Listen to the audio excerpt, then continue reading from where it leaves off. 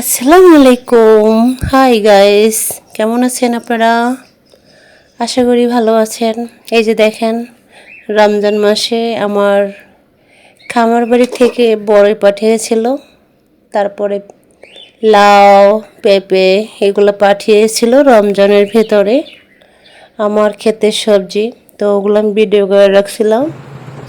আমরা তো শহরের মানুষ, শহরে থাকি, গ্রামে যাওয়া হয় না। গ্রাম থেকে কেউ আসলে সাথে করে নিয়ে আসে। তো আমার খামার বাড়ি থেকে যে সবজিগুলো নিয়ে আসছে বা বড়ই, এগুলো দিয়ে আমি আচার বানিয়েছি।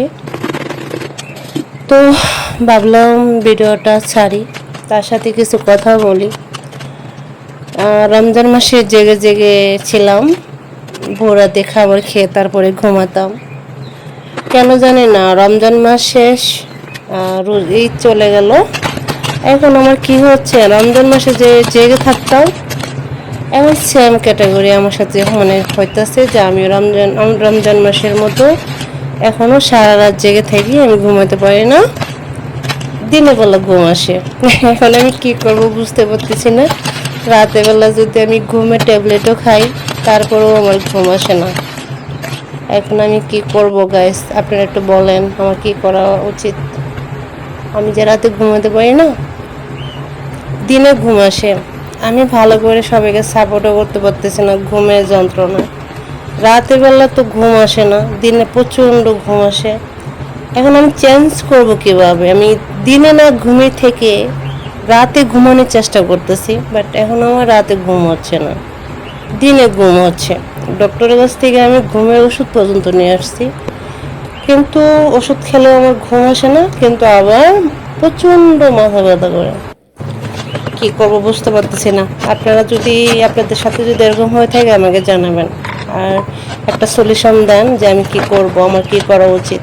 আমার কেন ঘুম হয় না রাতেবেলা? এটা এই 30 রোজা আমি রমজান মাসে জেগেছিলাম, ভোর রাতে রান্না করতাম, সবাইকে নিয়ে খাইতাম, খেয়ে আমি ভোর রাতে খেয়ে ফজরের নামাজের পরে আমি ঘুমাইতাম।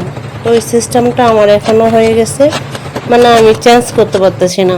রাত ঘুম আসে না, দিনের বেলা ঘুম আসে, এরকম হলে তো চলবে না। দিনের বেলা অনেক কাজও থাকে, আমি কিছুই করতে পারতেছি না। কি করব বুঝতে পারতেছি না, কি করব আমি।